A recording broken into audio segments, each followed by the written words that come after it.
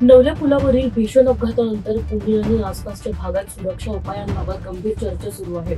मागील आठवड्यात brake fail झालेल्या कंटेनरने घेतलेल्या 8 जीवांच्या पार्श्वभूमीवर हा परिसर किती धोकादायक बनला आहे याची सर्वांनाच जाणीव आहे। त्यानंतर पीएमपीएलने प्रवाशांच्या सुरक्षितेला प्राधान्य देत तातडीने महत्त्वाचे निर्णय जाहीर केले आहेत।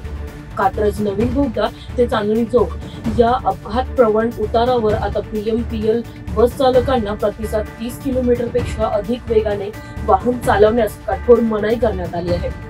चालकांना याबाबत विशेष सूचना देण्यात आल्या असून नियमांचे पालन होत आहे का यासाठी अतिरिक्त देखरेख सुरू आहे। फक्त वेग मर्यादा कमी करून थांबण्यापेक्षा पीएमपीएलने आणखी एक मोठा निर्णय घेतला आहे। नवले पूल परिसरातील अत्यंत धोकादायक बस थांब्यांचे स्थलांतर करण्याची प्रक्रिया सुरू झाली आहे। यामुळे प्रवाशांना महामार्गाच्या मध्यभागी उभे राहण्याचा धोका टळणार आहे आणि बसची प्रतीक्षा सुरक्षित जागी करता येणार आहे। याचबरोबर वाहतूक विभागाकडूनही अनेक उपाययोजना हाती घेण्यात आल्या आहेत।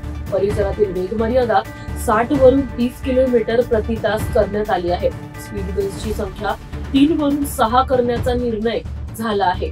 तसेच रस्त्यावरील दिशादर्शक फलक वाढवले जाणार आहेत। अवजड वाहनांवरील लोडची तपासणी खेड शिवापूर टोल नाक्यावर काटेकोरपणे होणार असून नियमभंग झाल्यास दंड आकारण्याची कारवाईही ठरवण्यात आली आहे।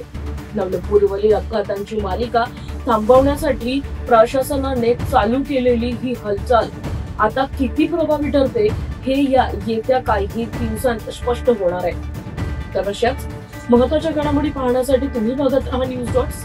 धन्यवाद।